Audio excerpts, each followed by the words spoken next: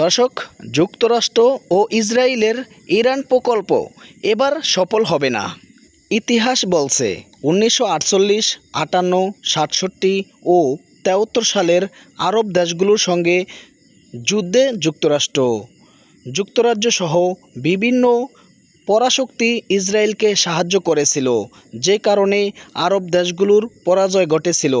সাময়িক ক্ষমতার তুলনামূলক বিশ্লেষণ করলে দেখা যাবে বিশ্বে ইরানের অবস্থান 14তম আর ইসরায়েলের 17তম। সৈন্যসংখ্যার দিক দিয়ে ইরান ইসরায়েলের চেয়ে অনেক গুণ বড়। তবে যুক্তরাষ্ট্রের সহযোগিতায় ইসরায়েলের সামরিক বাহিনী প্রযুক্তিগত উৎকর্ষে অনেক এগিয়ে রয়েছে।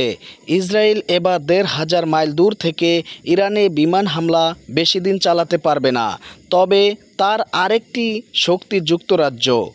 এরই মধ্যে ইরানের 3টি পারমাণবিক স্থাপনায় হামলা চালিয়ে ব্যাপক ক্ষতি সাধন করেছে বলে দাবি করেছে।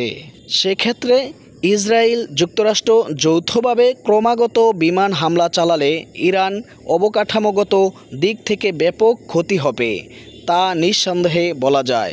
1953 সালে যুক্তরাষ্ট্র ইরানের নির্বাচিত প্রধানমন্ত্রী মোহাম্মদ মোসাদ্দেককে উৎখাতের জন্য এজেন্ট না পাঠালে ইরান হয়তো গণতন্ত্রের পথেই এখন থাকত।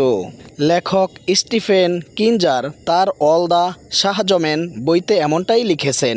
তিনি যুক্তরাষ্ট্রকে নতুন করে ইরান আক্রমণের বিষয়ে হুঁশিয়ারি দিয়েছেন। কেন জানি মনে হচ্ছে ইরানে নিজেদের পছন্দমতো ব্যক্তিদের ক্ষমতায় বসানোর পাশাপাশি দেশটাকে হাতের মুঠোয় নিয়ে মধ্যপ্রাচ্য কবজা করতে যুক্তরাষ্ট্র ও ইসরায়েলের ইরান প্রকল্প এবার সফলতার মুখ দেখবে না। কারণ 2003 সালের ইরাক আক্রমণের সময় বিশ্ব পরিস্থিতি এবং বর্তমান পরিস্থিতি এক নয়।